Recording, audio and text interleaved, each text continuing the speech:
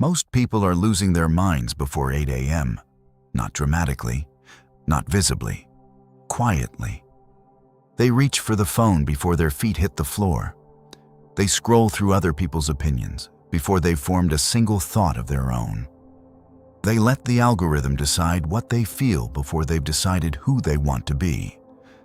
And by the time they sit down to do anything that matters, the focus is already gone. The mood is already set. The day is already, in some deep way, already lost.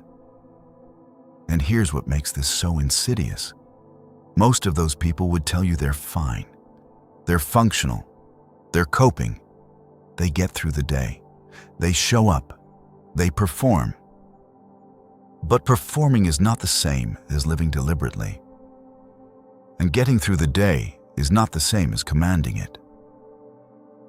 Marcus Aurelius, Emperor of Rome, arguably the most powerful man who ever lived, understood this distinction at a cellular level. He knew that the morning was not a casual thing. The morning was where the war was won or lost. Not the war with enemies, not the war with problems, but the war with yourself. The war for your own attention, your own judgment, your own character. He wrote this in his private journal, a journal never intended to be published. At the beginning of nearly every single day, what is needed is to pay close attention to the ruling faculty within. The ruling faculty, the hegemonikon in Stoic Greek. The part of you that governs all the rest. The part that decides how you see things, how you respond to things, how you carry yourself through things. He wasn't asking himself to be productive. He was asking himself to be present to his own mind, to sharpen the instrument before he used it. That is what this video is about. Not morning routines in the influencer sense. Not cold plunges filmed for content, or journaling aesthetic, or a stack of supplements laid out on a marble countertop. What we're building here is something more serious and more useful. A Stoic architecture for the mind, 10 specific habits drawn from the primary texts, from Marcus, from Epictetus, from Seneca, that systematically train your attention, your judgment, and your character before the world gets a single word in. Stay with me, because by the end, you're going to understand your morning in a completely different way. Here's the actual problem most people never diagnose. Psychologists call it attentional capture. It refers to the involuntary seizure of your focus by external stimuli. Things that are designed to be urgent, novel, or emotionally activating. Your brain, for evolutionary reasons, cannot easily ignore these signals. A notification is, to your nervous system, structurally similar to a rustle in the bushes. It requires a response. It hijacks the system. Now consider what modern life looks like in the first 30 minutes after you wake up. The average person, according to data from IDC research, checks their phone within 5 minutes of waking. Within that first half hour, they may encounter dozens of stimuli explicitly engineered to provoke reactions. News designed to trigger anxiety, social media designed to trigger social comparison, messaging designed to trigger obligation. What has happened to that person's mind before breakfast? It has been colonized, not by their values, not by their intentions, not by anything they chose. It has been colonized by forces entirely external to them. Forces that have no interest in their equanimity, their clarity, or their character. Epictetus had a concept that cuts directly to the heart of this. He called it the dichotomy of control, the distinction between things that are ephes hemen, up to us, and things that are uk ephes hemen, not up to us. His argument in the Enchiridion is not simply that some things are outside our control. His argument is that confusing these two categories is the source of almost all human suffering. When you wake up and immediately engage with external inputs, you have collapsed that distinction before the day has begun. You are treating things outside your control as though they require your immediate emotional response. You are surrendering the only thing you ever had. Seneca, writing to his friend Lucilius, makes this point with characteristic bluntness. Recede into ips. Withdraw into yourself. Spend time only with people who are likely to improve you.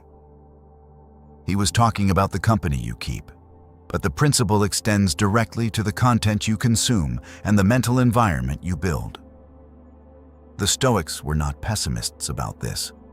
They were not suggesting that the world is irredeemably hostile or that you should withdraw from life. Quite the opposite. They were arguing that full engagement with life requires a fortified interior, that you can only give what you first possess. That discipline of mind is not the obstacle to a full life. It is the prerequisite for one. That is the argument this video makes. And now let's build it, habit by habit. Habit 1. Wake without the algorithm. The first act of Stoic morning practice is also the most structurally simple and the most psychologically difficult. You do not touch your phone for the first 30 minutes of consciousness. This is not arbitrary minimalism. It is a principled act of prohairesis, the Stoic term for the exercise of rational choice. Epictetus argues in the Discourses that prohairesis is the one thing that is entirely, inalienably yours.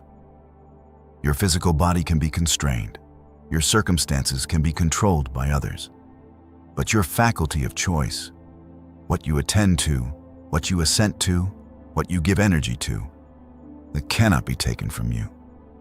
It can only be surrendered. When you reach for the phone before your mind is awake enough to choose deliberately, you are surrendering prohairesis. You are handing your first and most important choice of the day to a company whose entire business model depends on your continued distraction. The Stoic practice. From the moment you wake, the first 30 minutes belong to you. Not to your inbox, not to your social media, not to the news. To you. To your preparation, your thinking, your character. This is not abstinence for its own sake. It is the assertion of sovereignty over your own attention. The first and most foundational act of Stoic self-governance. Habit 2. The morning contemplation. Premeditatio malorum. The second habit is one of the most distinctive and misunderstood practices in all of Stoic philosophy, and it is the one Marcus Aurelius practiced most consistently. Premeditatio malorum, the premeditation of adversity. Before the day begins, you contemplate what could go wrong. Not anxiously, not catastrophically, deliberately, with the cool, clear eyes of someone who has already made peace with difficulty. Marcus opens Book 2 of the Meditations with this famous passage. Begin the morning by saying to yourself, I shall meet with the busybody, the ungrateful, arrogant, deceitful, envious, unsocial. He is not being cynical. He is being prepared. He continues, but I have seen the beauty of good and the ugliness of evil, and have recognized that the wrongdoer has a nature related to my own. This is the full movement of premeditatio malorum. You anticipate the difficulty, and in anticipating it, you strip it of its capacity to destabilize you. The Stoics understood what modern cognitive science has confirmed through the work of Gabriele Oettingen on mental contrasting. That imagining obstacles in advance activates the planning mechanisms of the brain, reducing the emotional reactivity when those obstacles arrive. The practice is simple. Spend 5 minutes each morning asking 3 questions. What could go wrong today? What is my best response if it does? And what do I know to be good and true regardless of what happens? This is not pessimism. It is the engineering of resilience. It is the decision to not be surprised by the human condition. Habit 3. Procrastination, the practice of attention. The third habit does not require any equipment, any space, or any time beyond what you already have.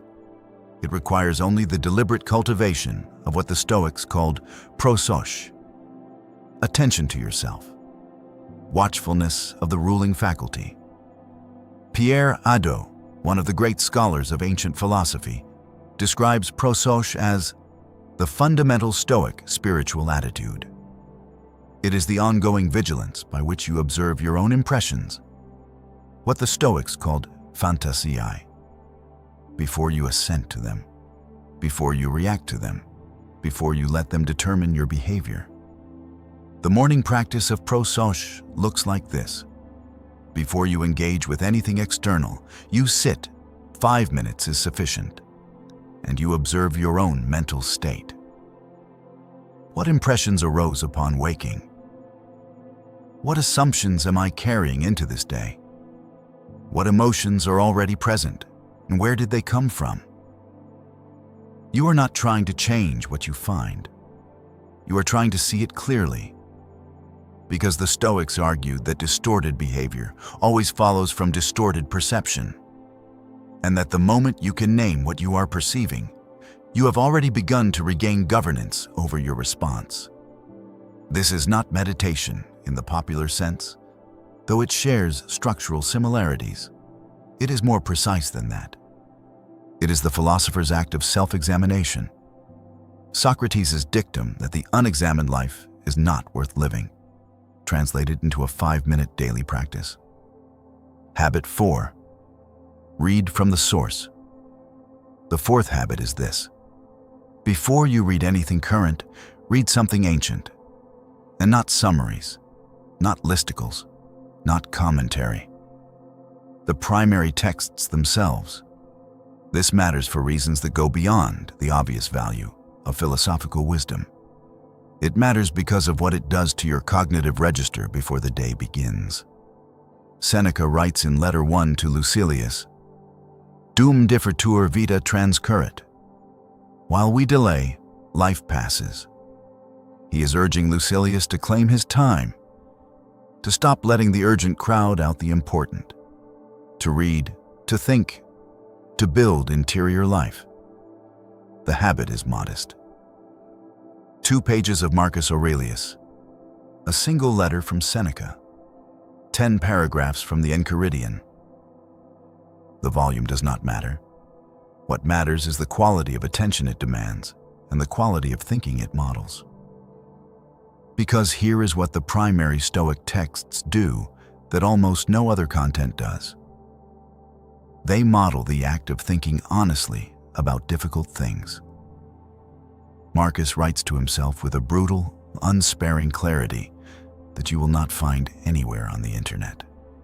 He does not perform. He does not optimize for engagement. He does not try to make philosophy feel comfortable. He tries to think clearly about what it means to be a human being, and he does it out loud on the page. Reading that before you read anything else calibrates your cognitive register. It sets a standard for what honest thinking looks like, and everything you encounter afterward gets measured against that standard. Habit 5. Write one honest sentence. The fifth habit is drawn directly from Marcus Aurelius' own practice, and it is perhaps the most underrated habit in this entire list.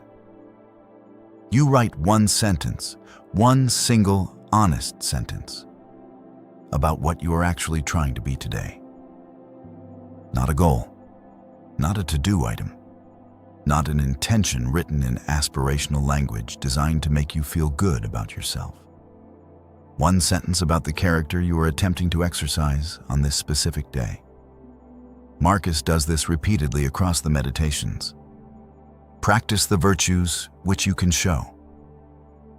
Do not waste the rest of your life. Confine yourself to the present. These are not affirmations. They are reminders. They are the philosopher reminding himself of what he already knows to be true, because he understands that knowing and doing are not the same thing. and that the gap between them requires constant, deliberate attention. The neuroscience behind this is well documented. Research by Dr. Gail Matthews at Dominican University found that people who wrote down their goals were significantly more likely to accomplish them than those who did not. But more importantly than goal achievement, the act of writing something honest about yourself creates what James Clear, building on decades of behavioral science, calls an identity statement. A declaration of who you are that subsequent behavior then seeks to confirm. Write the sentence. Keep it honest. Keep it specific. Keep it about character, not outcomes. Habit 6. The voluntary discomfort. This habit will feel counterintuitive, but it is one of the most empirically grounded practices in Stoic philosophy. Each morning, you deliberately choose one small discomfort. Cold water at the end of your shower, fasting through breakfast, walking instead of driving, sitting with silence instead of filling it with sound. The specific form does not matter. What matters is the deliberateness. Musonius Rufus, the Stoic philosopher who taught Epictetus, was explicit about this. He argued that philosophical training without physical training was incomplete. That the philosopher who could reason about hardship but had never practiced endurance was philosophically underdeveloped. He recommended ascesis, deliberate practice of discomfort, as a means of demonstrating to yourself that the anticipated pain is manageable. This is what the Stoics called building autarkeia, self-sufficiency, the internal evidence that you do not need comfort to function, that your capacity to operate does not depend on optimal conditions. The psychological mechanism is straightforward. Every time you choose discomfort voluntarily, you revise your estimate of what you can tolerate. You prove to yourself that the anticipation of difficulty is worse than the difficulty itself. And you build the kind of confidence that does not come from success. It comes from demonstrated endurance. One small voluntary discomfort each morning. That is the habit. It sounds minor.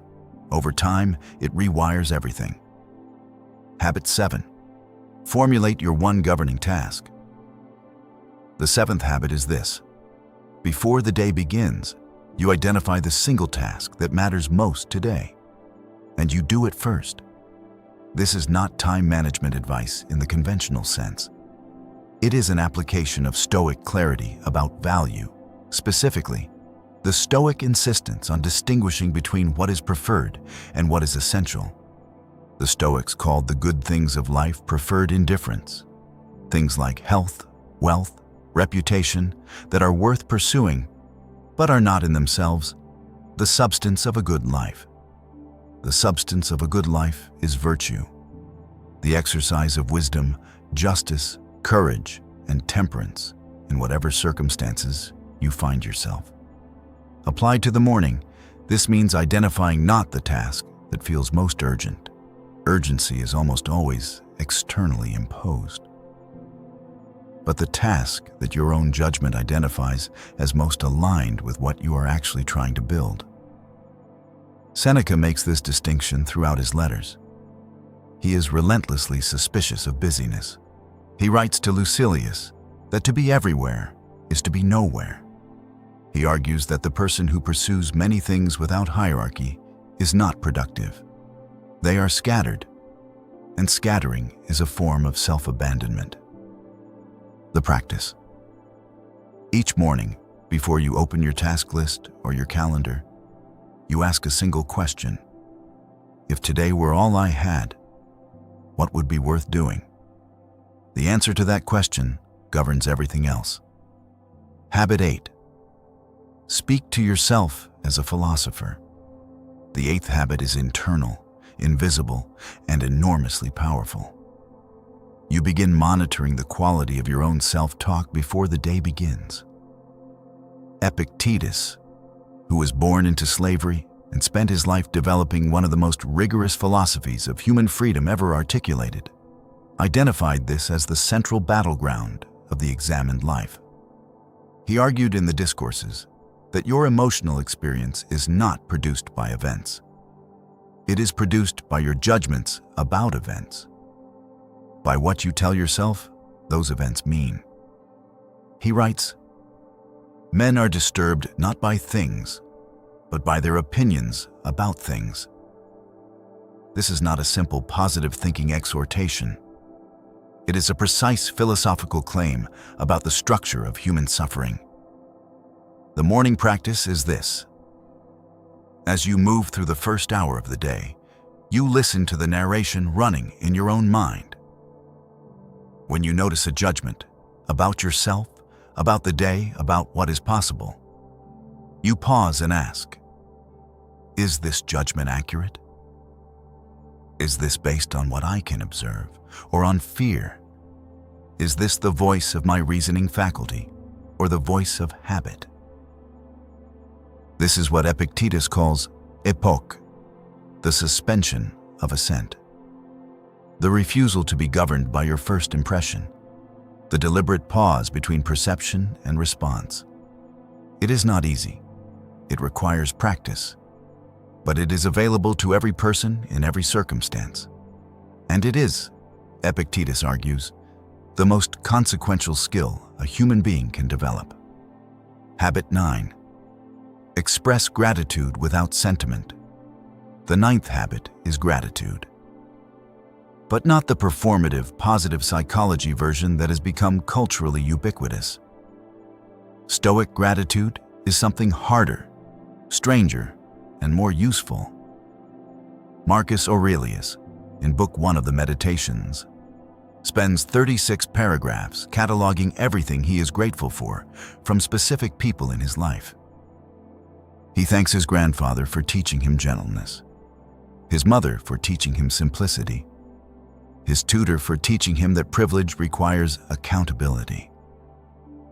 He is not being sentimental. He is being precise. He is identifying the specific virtues he has received from specific sources, and he is doing so with the kind of methodical attention he brings to everything. The Stoic concept underlying this practice is amor fati, the love of fate.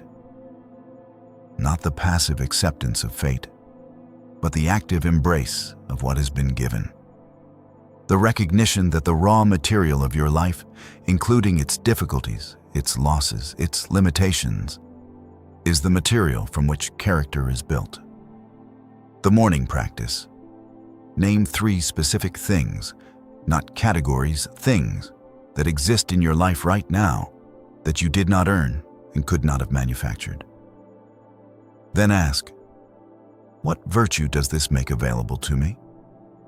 Gratitude expressed this way is not comfort. It is orientation. It reminds you that you are already in possession of more than you need to live well, and it asks you to use it. Habit 10. Set an evening standard in the morning. The 10th and final habit is the one most people miss entirely, and it may be the most sophisticated of all. Each morning, you decide how you will measure the success of this day, and you decide it before the day has had any opportunity to corrupt your judgment. Seneca writes, in what is one of the most quietly devastating lines in all of his letters, Omnia, Lucili, aliena sunt, tempus tantum nostrum est everything.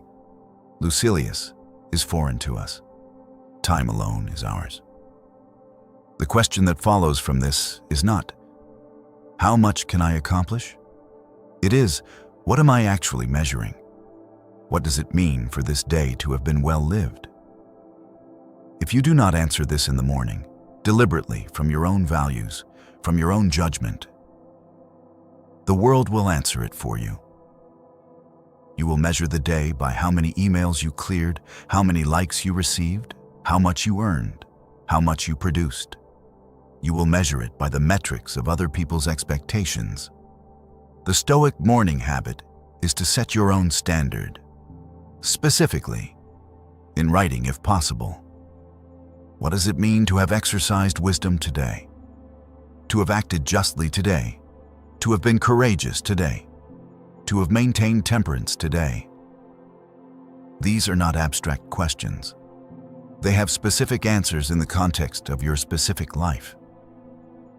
And the person who walks into the day with those answers already formed, who has already decided what success means before the world has had a chance to define it for them.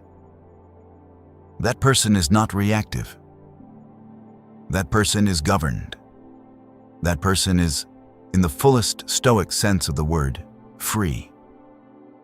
Here is what I want you to sit with after this video. The Stoics were not building a philosophy for the monastery. They were building a philosophy for the marketplace, the courtroom, the battlefield, the family, the daily life of a person who had to deal with other people and difficult circumstances and their own unreliable emotions, and still find a way to act well. Marcus Aurelius wrote the Meditations while commanding an army during a plague. Epictetus developed his philosophy while enslaved. Seneca wrote his most searching letters while knowing he had been condemned to death by Nero. They were not people who had the luxury of a perfect morning routine. They were people who understood that the discipline of the mind is not a luxury. It is the last defense, the one thing the world cannot take. 10 habits. You don't need all 10 tomorrow. Pick one. The one that you know, in this moment, you have been avoiding. The one that your gut says would actually change something if you did it consistently. Start there. Build from there. Now here's what I want to ask you. Which one of these 10 habits is the hardest one for you right now? Not the most interesting. The hardest. The one you read and immediately thought, yes, that's the one. And then immediately felt the resistance. Tell me in the comments. I read every single one, and I'm building future videos around what you're actually wrestling with, not what I assume you are. If this video gave you something useful, something you're going to carry into tomorrow morning, subscribe. I make a new video every week in this same spirit. Rigorous, honest, built from the primary texts. No inspiration without foundation.